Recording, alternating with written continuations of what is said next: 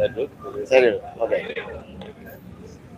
Terima kasih kepada tim hukum nasional, Pak Ari dan seluruh jajaran, terutama tim hukum daerah yang telah terus mengumpulkan fakta, data, potensi bagi persiapan terwujudnya pemilu yang jujur, adil. Dan insya Allah kami akan siap dengan seluruh proses yang berikutnya, di mana THN akan menyiapkan berbagai langkah-langkah hukum untuk memberikan kepastian bahwa pasangan Amin adalah pasangan yang memiliki kesiapan untuk masuk di putaran kedua. Ya, teman-teman sekalian, kami ingin garis bawahi. Kurang keras. Kurang keras ini, cukup. Satu volume lagi. Ini teman-teman, saya ingin tegaskan kepada semua bahwa pemilihan umum harus dijaga integritasnya. Pilarnya demokrasi adalah kepercayaan. Dan salah satu unsur dari kepercayaan adalah kejujuran.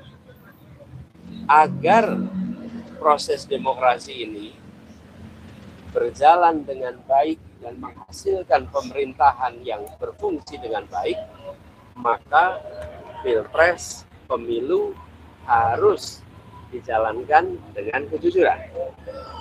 Kami tidak mau gegabah.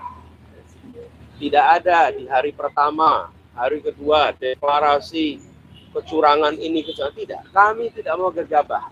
Karena kami ingin menghormati rakyat Indonesia, dengan rakyat Indonesia mendapatkan informasi yang akurat, yang matang, yang sudah terverifikasi.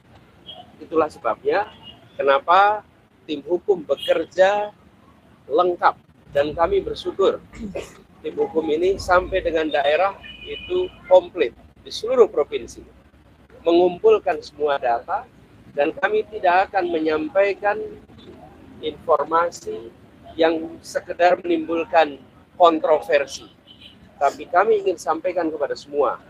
Dari temuan sementara, kami menemukan problem yang terbesar bukan di TPS, tapi problem terbesar yang ditemukan adalah kegiatan-kegiatan pra-TPS. Kegiatan-kegiatan yang membuat aktivitas di TPS itu dipengaruhi dan tidak mencerminkan aspirasi rakyat yang semula ada. Ini temuan yang paling mendasar, pra-TPS.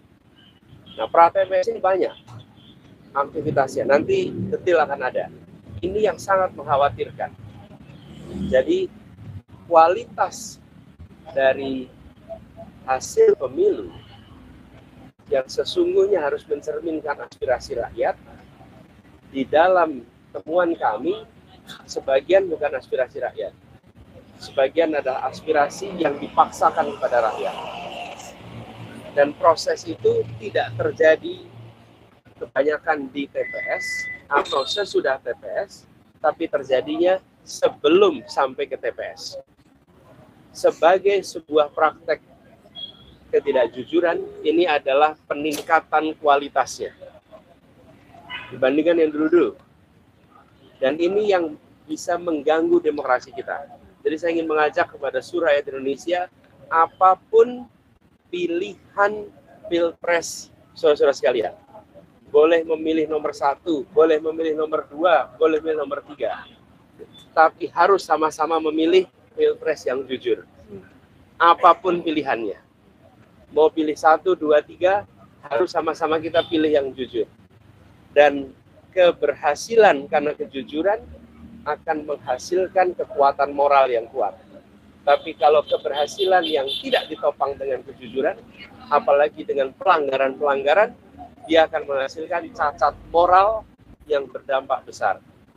Saya ingin ingatkan pada semua, pelanggaran-pelanggaran seperti ini bisa terjadi di bidang-bidang yang lain. Kalau pelanggaran di bidang pemilu dibiarkan, sebentar lagi akan terjadi di tempat lain. Di kompetisi bisnis kita akan menemukan ketidakjujuran. Di dalam praktek-praktek perubahan peraturan kita akan menemukan ketidakjujuran. Jadi penularan akan terjadi bila peristiwa di sini dibiarkan. Karena itu pada siang hari ini ketika kami berkumpul bersama di sini kita mendengarkan, nanti sesudah semuanya lengkap pada waktunya tentu akan ada langkah berikutnya. Tapi sekali lagi saya ingin saya sampaikan, kami tidak gegabah, kami tidak akan menyampaikan informasi sekedar membuat kontroversi, karena kami ingin menghadirkan hasil pemilu Pilpres yang berkualitas, yang penuh dengan nilai kejujuran. Itu yang bisa saya sampaikan. Pak Anies, ini kan kepercayaan langkah konkretnya, apakah sudah ada komunikasi juga dengan tim THN 03 kan juga katanya berkomunikasi cukup intens dengan 01, bagaimana Pak? Ya, sekarang semuanya lagi dikumpulkan. Jadi saya sampaikan tadi, kami tidak ingin separuh-separuh, biar tuntas semuanya. Di daerah sekarang proses pengumpulan sedang jalan terus. Pak Anies, ini kan kepercayaan publik terhadap KPU, Bawaslu, dan juga MK ini mulai berkurang. Nantinya ketika masalah ini dibawa ke MK, seberapa yakin keputusan nantinya itu akan adil, gitu Pak Anies? Kita tunggu nanti. Yang jelas bagi kami sekarang, kami ingin agar semua informasi yang terkumpul, terverifikasi, solid, dan kami minta kepada semua jajaran aparat pemerintah, jangan ada yang mengintimidasi mereka-mereka yang mau bersaksi. Ya.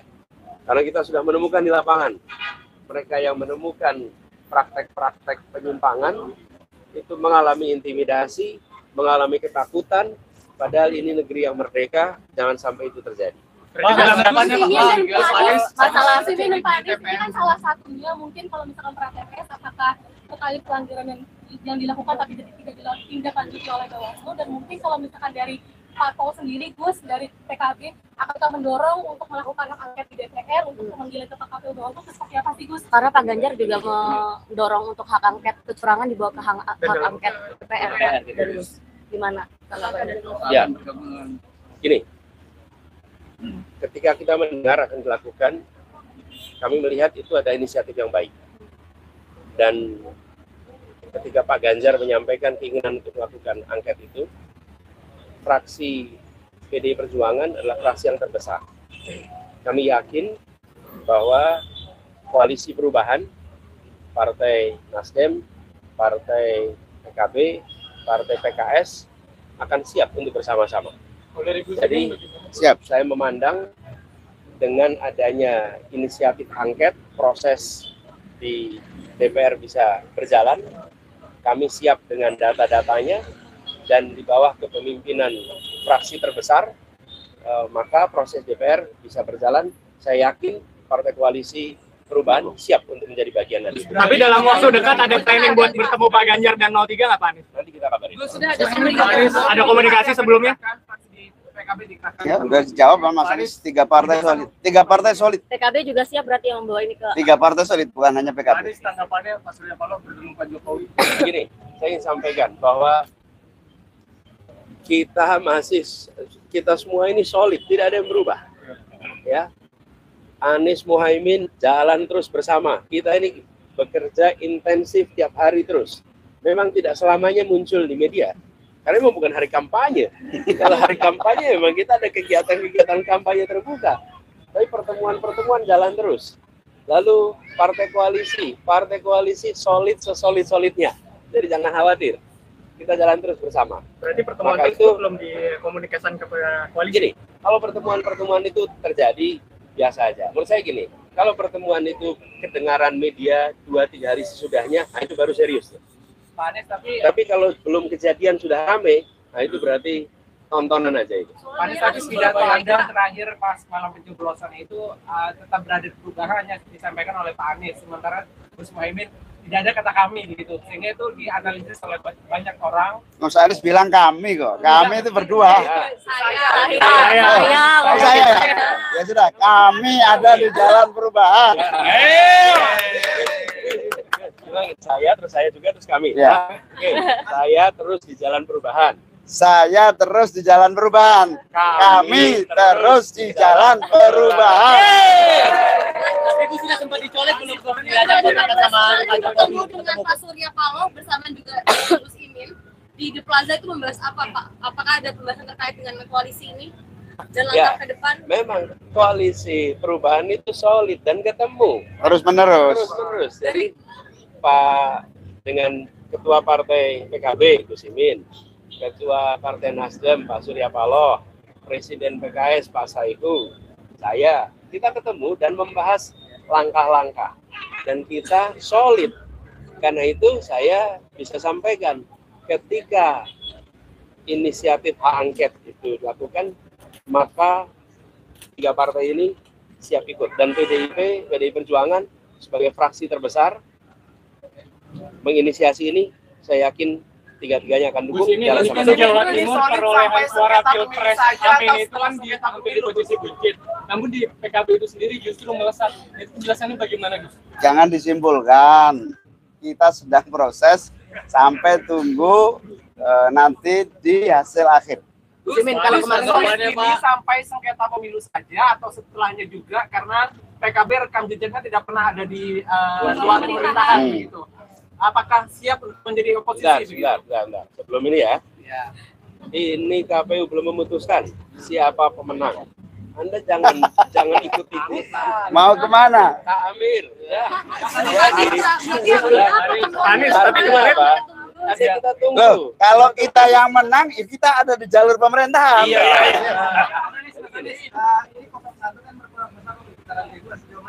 Jadi gini, kami melihat praktek-praktek tekanan, imbalan, pra TPS ini yang berpotensi menjadi permasalahan. Bila tidak ada praktek itu, maka belum tentu ini satu putaran. Inilah yang harus dijaga sama-sama. Nah, tapi karena praktek-praktek begini itu tidak mudah untuk dibuktikan, teman-teman. Karena itu saya ingin mengajak pada semua, pemilih 1, pemilih 2, pemilih 3. Pilihan capresnya, cawapresnya boleh beda. Tapi pilihan pilpres jujur harus sama. Anies kemarin juga Artinya tanggal 15 kemarin sepakat 3 parpol ini mendukung untuk tetap berada pada perubahan begitu, Pak? Ya, nggak ada perubahan. Tapi kemarin Pak Jokowi sempat menyatakan bahwa pertemuan dengan Pak Surya Paloh ini terkait dengan koalisi mereka di dalam di 2019. Nah, ini sebenarnya Pak Jokowi juga sudah menghubungi Caimin belum untuk bertemu gitu. Iya. Karena PKB juga di dalam. Kalau diajak bertemu di istana sama Pak Jokowi, Mana undangannya mana? kalau misalnya Undangannya kemarin mana? ngomong pertemuan dengan Pak Surya Paloh ada jembatan politik, Iya. bisa aja diundang juga Gus Imin. Yang Namanya mana? kepentingan Mana negara. undangannya mana? Di sini kan beberapa pimpinan negara telah mengucapkan selamat kepada Bapak Prabowo. Nah, mengingat belum ada real time, melihat ucapan selamat itu tanggapannya bagaimana, Pak? Menurut saya semuanya harus tunggu sampai kepada seluruh keputusan ini selesai dan hormati KPU karena penyelenggaranya adalah KPU. Apalagi seperti saya katakan tadi, problematika yang kami temukan itu bukan problematika di TPS. Karena itu kalau lihat angka TPS ya segitu. Isunya adalah apa yang terjadi pra TPS. Jadi Untuk teman-teman, coblos itu bisa 3, karena pilihan, karena tekanan, karena imbalan. Nah, kita ingin mencoblos itu karena pilihan, bukan karena tekanan, bukan karena imbalan. Balik lagi Pak Anies ke kemarin pertemuan dengan Pak Jokowi dari sama Pak Surya Paloh itu membahasnya kan Saya putuskan dulu, Fit. Saya ingin sampaikan terima kasih kepada seluruh relawan tim hukum yang sedang bekerja, teruskan bekerja. Perjalanan kita masih panjang. Dan kepada semua yang memilih 01, kami sampaikan terima kasih. Kenapa? Karena pemilih 01 bukan hanya memilih, tapi tahan tekanan dan tabah dengan imbalan. Pak Anies balik Tetap lagi memilih tadi 01. Saya ingin garis bawah ini. Ini adalah sebuah keseriusan. Tetap memilih 01 di tengah adanya tekanan dan di tengah guyuran imbalan. Ini adalah satu ketabahan yang luar biasa. Karena itu pada semua yang memilih 01, kami akan jaga amanatnya, kami akan terus berjuang bersama, dan seluruh relawan, semua aktivis partai, baik Nasdem, PKS, kemudian PKB, mari kita terus jaga soliditas, jaga semangat, kita jalan terus ke depan. Ya Pak Anies, kemarin kan pertemuan sedikit Pak Anies, karena pertemuannya sangat penting, seurgensi apa Pak Anies? Urgensinya apa? Pak Anies sedikit. Yang mana? Pak Jokowi bilang, ya ini Thank you.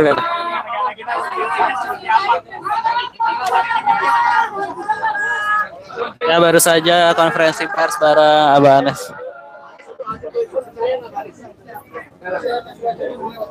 Ya, permisi, kasih jalan ya.